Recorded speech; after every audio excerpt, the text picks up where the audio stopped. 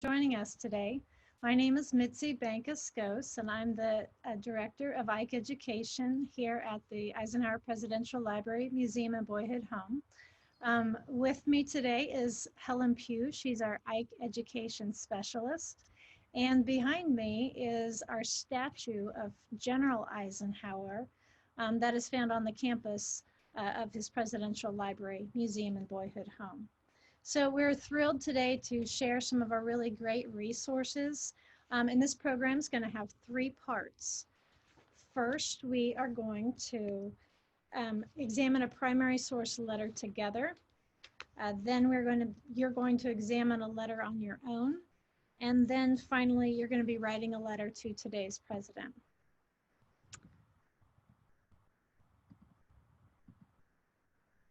Okay, there we go.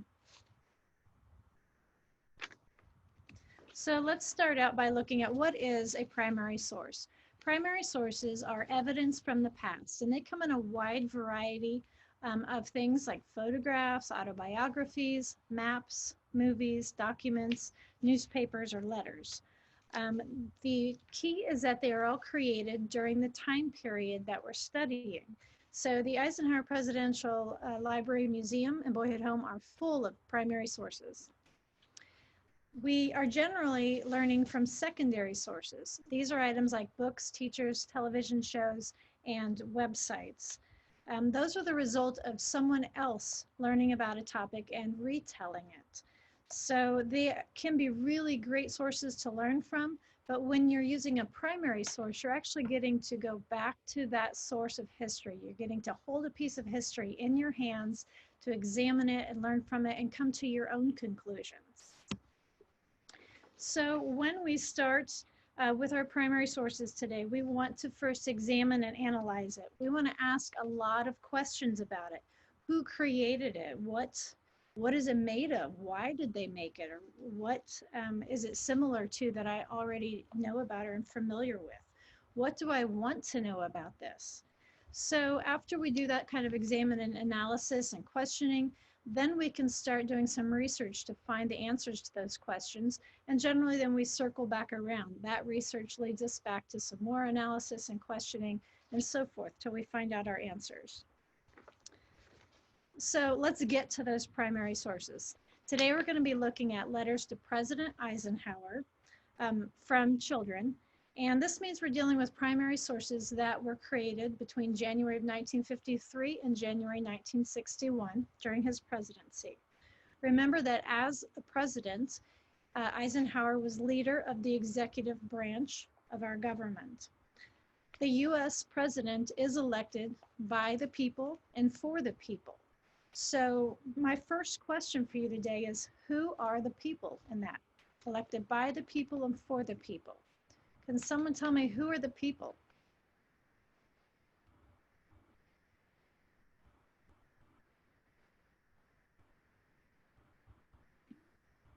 Allie says the citizens are the people, and Tyler said it's the Americans. So together they have the absolute right answer, the American citizens. That's right. We can exercise our constitutional rights as American citizens to let our elected officials, like the president, know how we feel or to ask questions about government issues. Very good.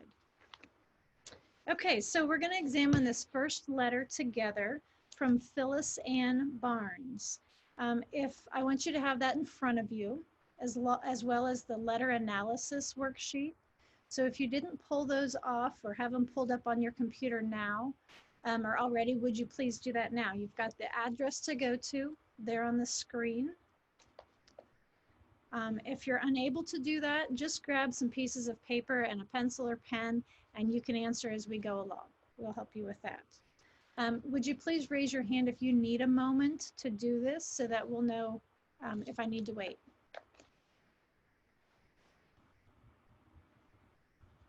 It looks like several still need to get it, so a minute would be helpful. Great.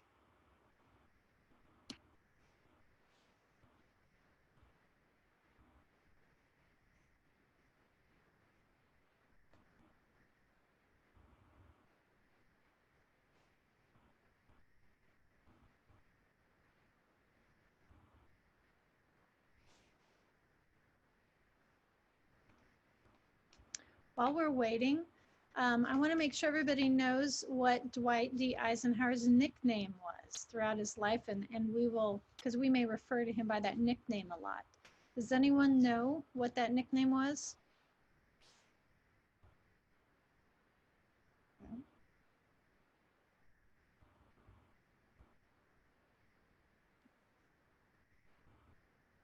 Keely and Haley, they know that it's Ike. That's right. Ike was his nickname. And actually, several of his brothers were referred to as Ike when they were growing up, even Big Ike and Little Ike. But throughout the lifetime of the brothers, Dwight is the only one that kept the nickname Ike. And of course, that worked out very well with his presidential slogan of I like Ike, which is really the most iconic of the presidential slogans out there in history.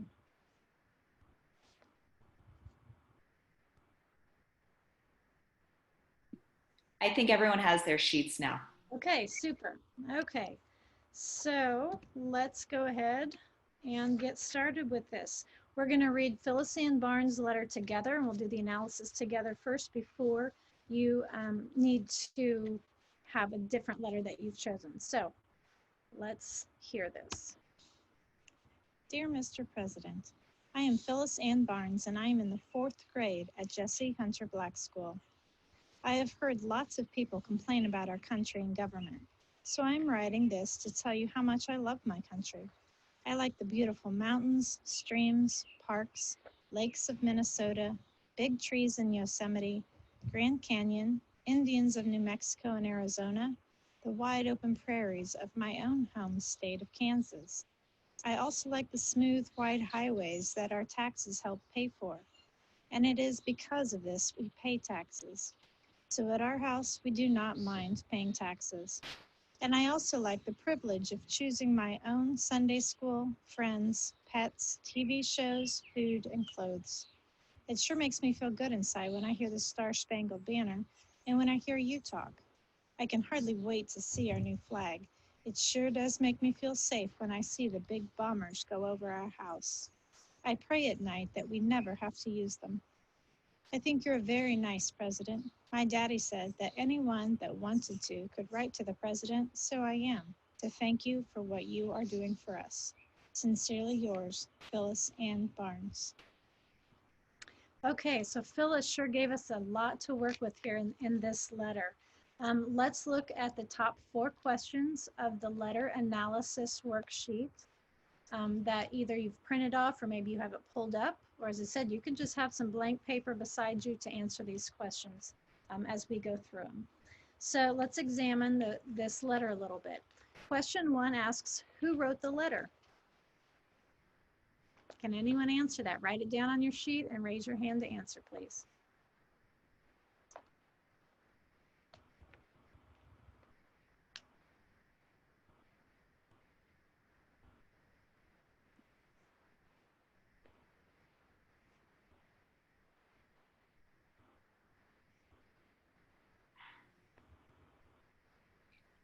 Addie, she has Phyllis Ann Barnes as well as Kyle. All right, great. That is absolutely right. Phyllis Ann Barnes wrote the letter. And how did you know that?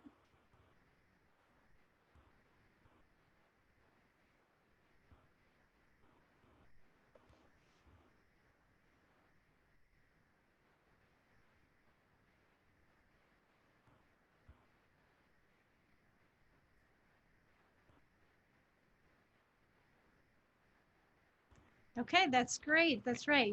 You can see that she signed the letter at the end. So sincerely yours, Phyllis Ann Barnes. So this is a pretty obvious question. We've got the answers right there in front of us. Let's look at number 2. On what date was this letter written? When did Phyllis write that letter? Write your answer down and then please raise your hand if you'll share with us.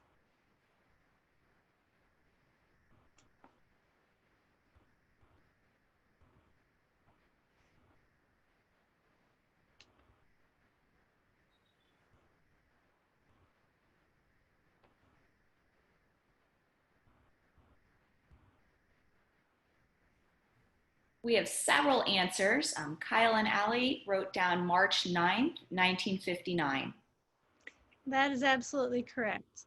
And I'm sure you got that because you saw on the top right of the first page of the letter, she wrote her return address where she lives, 1016 North Custer of Wichita, Kansas. And in between that, she wrote the date, which was March 8th, 1959. So very good. Okay, let's go on to the third question. Why did she write this? So now we're looking into some more analysis. What was her purpose? Why did she want to write this letter to President Eisenhower?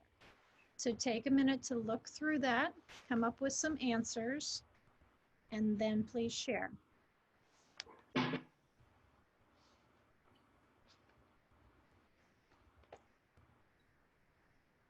While we're waiting, I want to mention that with the date, when we go on to you picking your own letters to analyze, some of them you'll find do not have dates, and so you simply write no date on that question too. Okay, I have Tyler with an answer, and I'm going to unmute Tyler. Great. All right, Tyler, you have an answer for us? Tell the president to tell him to ignore the mean ones. I'm sorry, could you repeat that? To do what? Tell the president to ignore the ones that were against America. That's right. He said, I hear a lot of people complaining about our government, but I'm going to tell you all the things that I love about our country. That's absolutely right. Wanted to add some positive. So she wanted to tell the president to ignore the haters, and this is how much I love our country. Let me tell you about it. Are there any other answers, other reasons why she wrote to the president? We have Lydia typed in, and she said she's writing because how much she likes the United States. Absolutely, yes.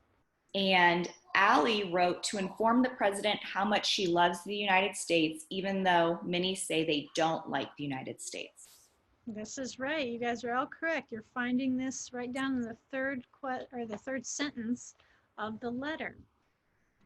Want you to look also at the last sentence that Phyllis wrote. What does that say?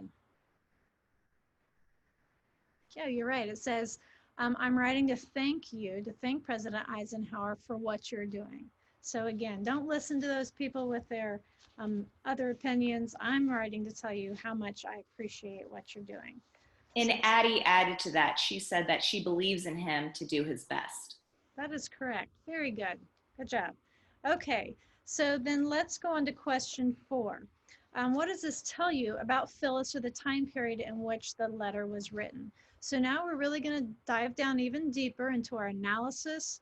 We're going to try to infer some information, maybe ask questions, and maybe do a little research to get to this level. So one example could be, there's lots of it in here, so I'm going to start with one example. We could come to the conclusion that Phyllis is patriotic, right? Now, how did I come to that conclusion?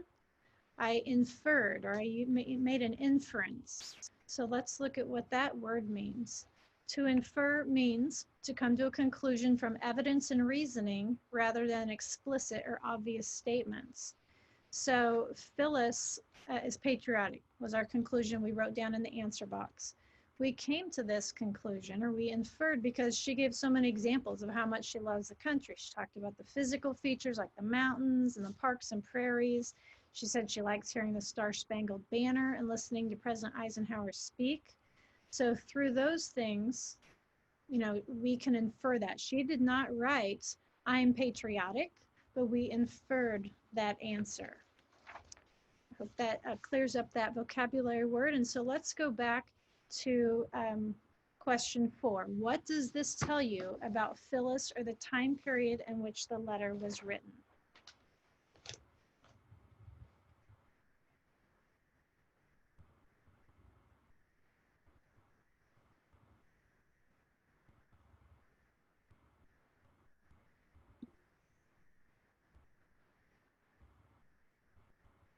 Some of the answers you're going to be looking for require, as I said before, some diving down deeper into analysis, questioning, and research. And so while some of you are coming to your answers, let's look at this example from the text. Phyllis said, "I can hardly wait to see our new flag." So hopefully a lot of you were questioning when you read that or heard that, what new flag? What is she talking about? I don't know. Anybody else have that question? What new flag? Right, we don't know. So what we want to do is start looking into some quick research to find the answer.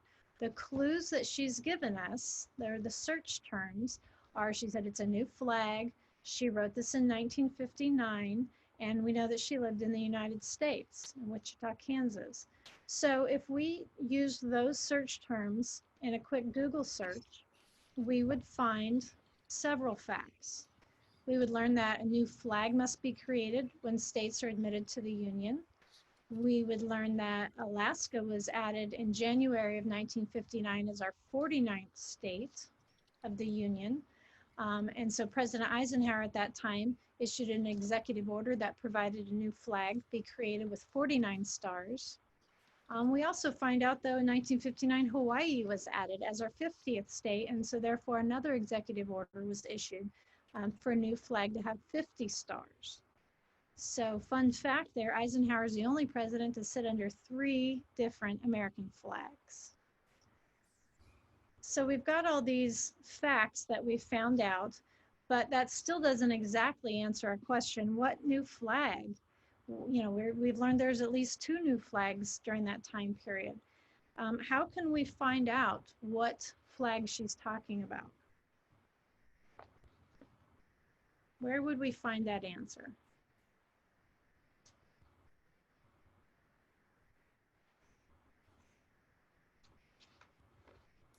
Kyle says the date she wrote the letter could give us some clues. Right, good observation. That's exactly right. She wrote this on March 8th, 1959. So which flag must she be writing about in her letter? The new one for Alaska or the new one for Hawaii?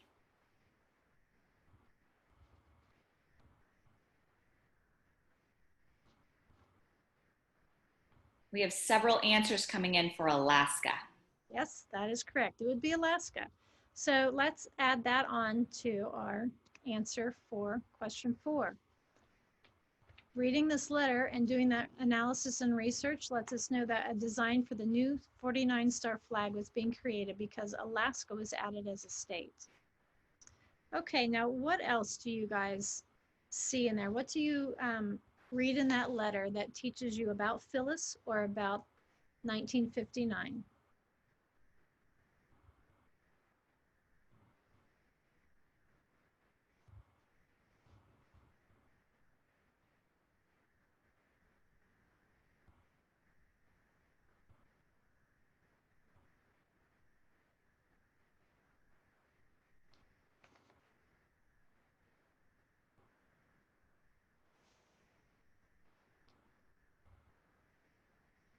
Phyllis wrote the sentence that she likes the smooth, wide highways that our taxes helped pay for.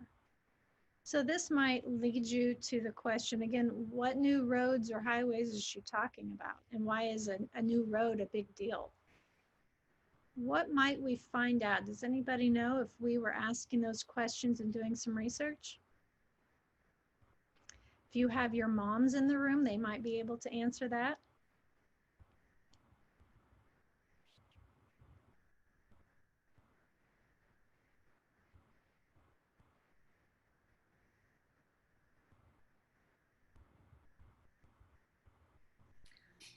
Tyler says the interstate highway system. Exactly right, Tyler. Very good. So yes, in 1956, President Eisenhower signed the Interstate Highway Act, which started creating these amazing large highway system that we have going crisscrossing the United States. So this changed the way of life for America in many ways. It certainly made transportation more easy and more safe. Now we can transport goods all over the place. It was really the rise of fast food restaurants. and the ability to commute to work. So all kinds of things changed when Eisenhower created that. And because of that, they call him the father of the interstate system, or they call it the Eisenhower interstate system, which is something that we're pretty proud of. And the first stretch of that highway system, you would find from your research, was actually laid down here in Kansas. And so maybe Phyllis's family had already driven on that stretch of interstates, and so she made that comment about the roads being so wide and smooth. Are there any other things that you found or can pull from Phyllis's letter that you would like to share? Tells us about her or about 1959.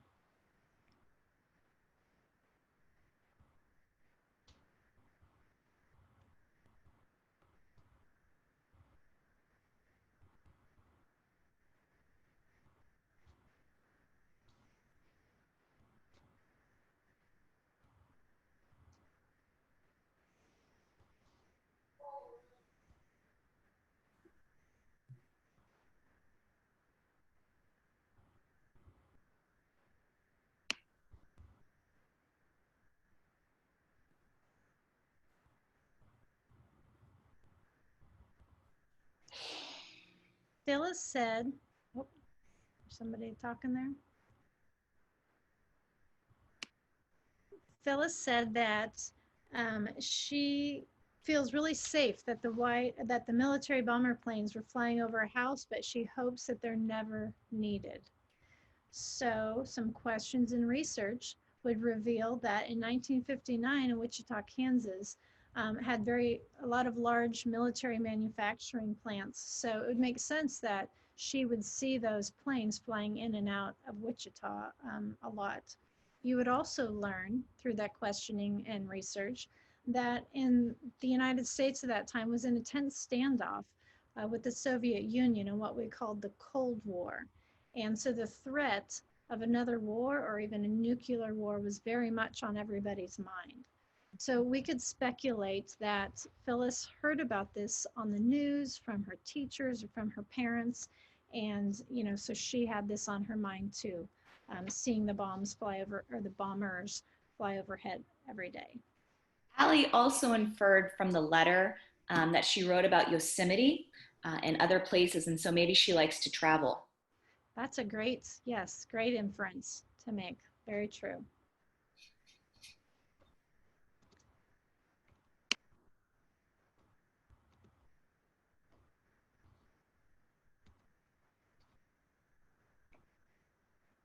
Okay. And so let's go ahead then and go on to your turn. I want you guys to get your hands on that history now. So we did that example together. And now I want you to pick a letter from all of those that we've put on the website. If you haven't already, please go to the website address that you see on the screen now. And you can pick from several letters that are there. It's under the heading Students or Student Letters to Ike. And you're going to read through that letter that you choose. There are some of all different reading ranges and lengths. And then fill out the bottom half of that letter analysis sheet. It's the same 4 questions that we just went through in our practice. And so I'm going to give you some time to do that, to find the letter, read it, and start filling out your questions. And then we'll be ready to share.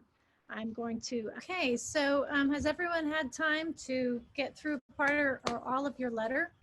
Would you raise your hand if you are ready to share?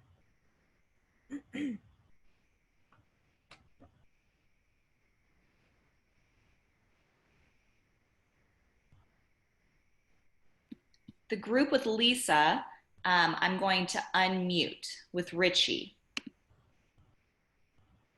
All right, Lisa and Richie's group. Hello. Hi. This is Richie. Wonderful. So what letter did you read? And what kind of answers and conclusions did you come to? I read the letter by Danny Jackson. And he asked the president if they should recite the Gettysburg Address. Mm-hmm. Did he ask if they should be made to memorize it for school? Is that the? Yes. That is correct, right. And so what does that tell you about Danny or the time period? That he studied American history in 6th grade. Very good. That's right. And I can tell you that Ike's letter back to him said, yes, he thought it was very important that they study the Gettysburg Address, and that his grandchildren also often, want to have their homework easier, but that it is very good to learn those kind of things, and it will help you out in life to know that. Gettysburg was also one of Ike's favorite places, his favorite battle. He loved Civil War history. And he and his wife, Mamie, ended up buying a farm and retiring there at Gettysburg. So you can still visit his retirement home there. Is there anything else you'd like to share about that letter? That's it. Okay, great. Thanks, Richie. I'm going to move on to Tyler.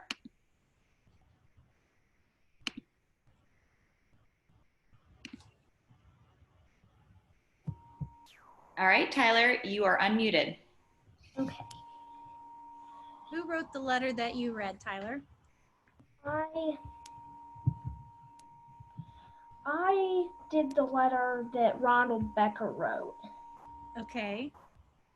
And what did he say? What did he ask the president? Why was he writing? To ask the president if his flag drawing was okay for Right. America. Great, that's right. And so we talked earlier about how during 1959 and then 1960, the United States adopted 2 different new flags. And so lots of people sent in their drawings of their ideas of what they thought the flag should look like. So do you like his drawing? Do you think that President Eisenhower should have picked it? I think it's an okay one, for sure. Yeah. So what does this tell you about the author? That he was very creative and liked art. Very good, Tyler. Very good. Is there anything else you'd like to tell us about that letter?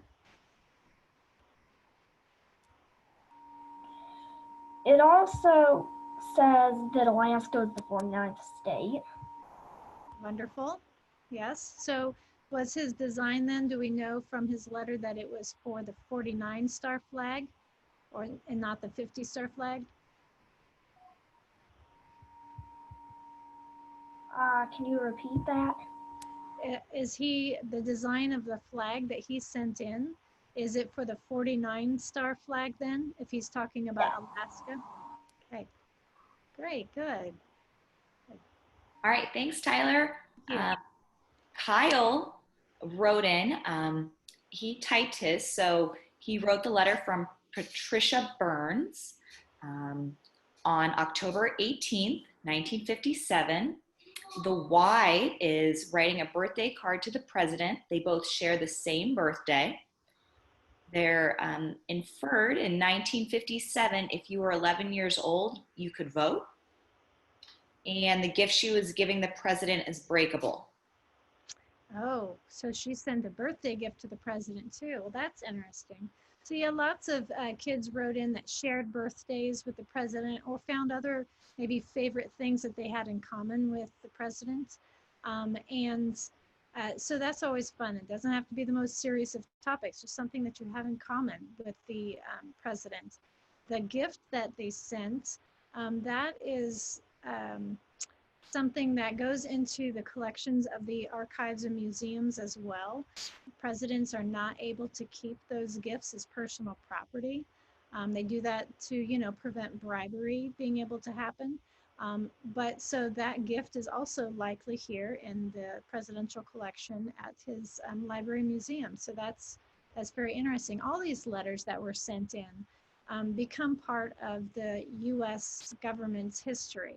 They go into our archives and are kept for perpetuity. And that's the purpose of the library museums, to make sure those things are protected and made available to the United States citizens to learn about our history. Mitzi, we have one more Tyler would like to share if we have time. Great, yes, let's do. Tyler, you're unmuted. Trying to.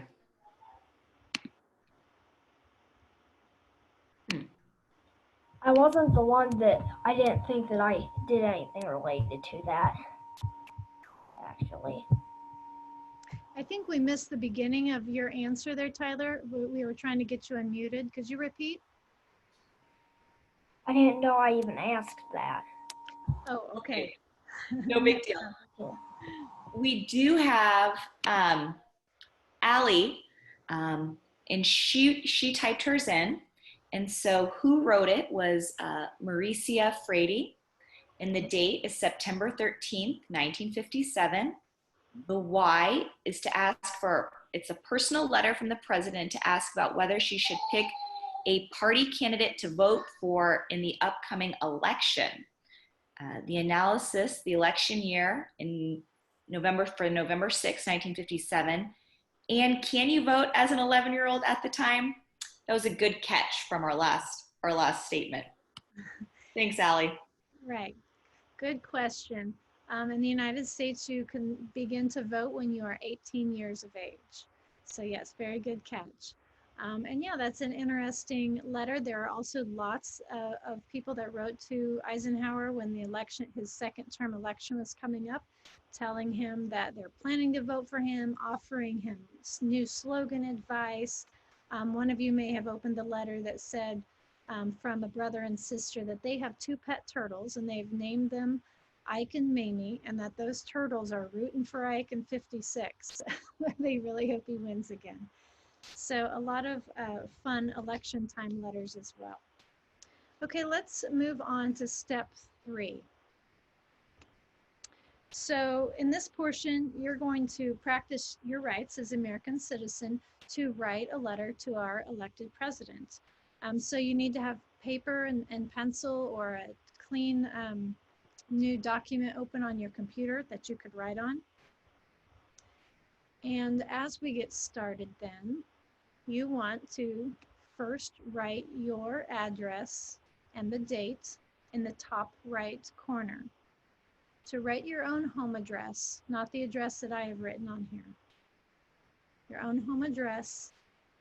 You might need to ask mom to help you with that if you're not sure. And then today's date. Today is May 5th, 2020.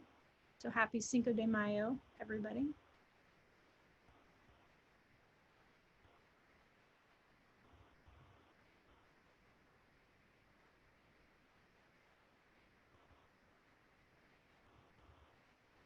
The next thing to write is your salutation. So we're going to start out, Dear Mr. President.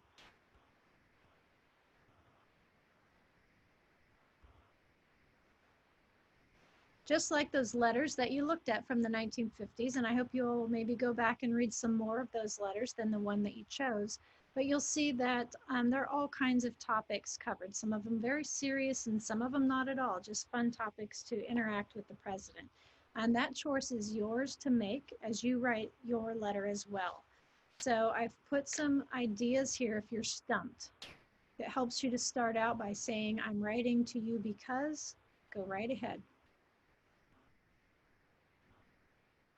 You can see some of the ideas that I put up there. Some are more serious. We're dealing with, COVID-19 right now. And so that may be something you want to ask about. Recycling, healthcare, all kinds of things that might be affecting your family or that you are concerned about.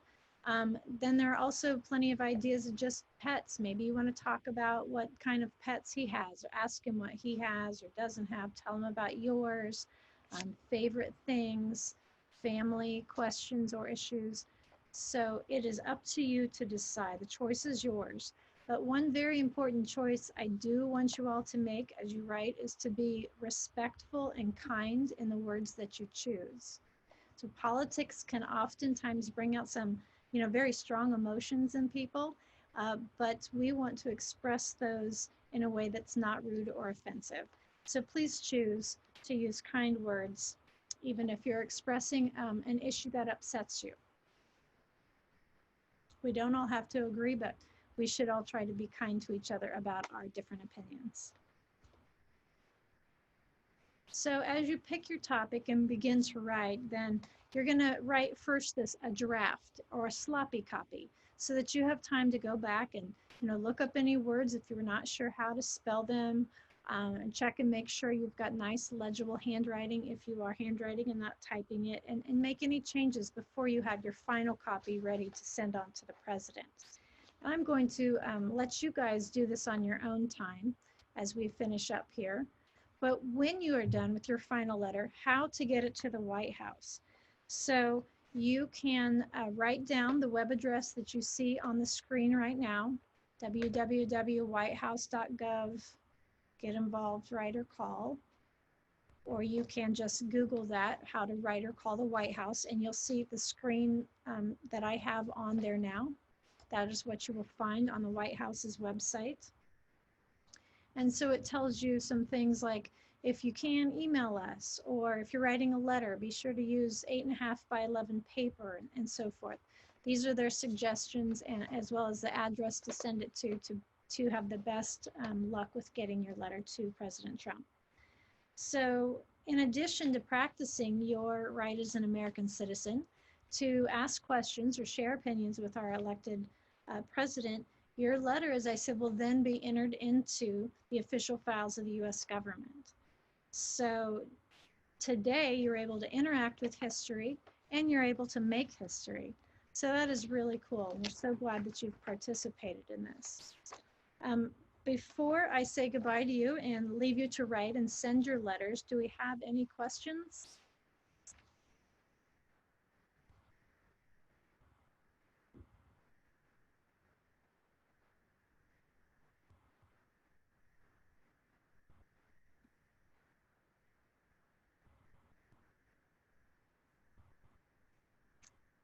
Okay, well, we are available later or through our website. You can contact us if you do have questions. And we're really looking forward to finding out how your letter writing goes. So thank you so much for participating today. We've learned about primary versus secondary sources, how to analyze and question a primary source, and how we can reveal information about the past, the author, or the time period by analyzing that primary source. And of course, you've practiced your American right to question or share your opinions with our elected officials. So I'm going to pass it back to Teresa and say goodbye to everybody. Thank you so much for joining us. All right, thank you so much to our presenters. We so appreciate you taking the time to share all your knowledge with us. And thank you for everyone that attended. If you're looking to see future presentations, we have another one this week on Thursday, and we have more coming up throughout the month. And you can always check out our YouTube or our Facebook page to find out more about our events or to see recordings. We look forward to seeing you again, and thank you again, everybody. Have a great rest of your afternoon. Thanks so much. Bye. Bye.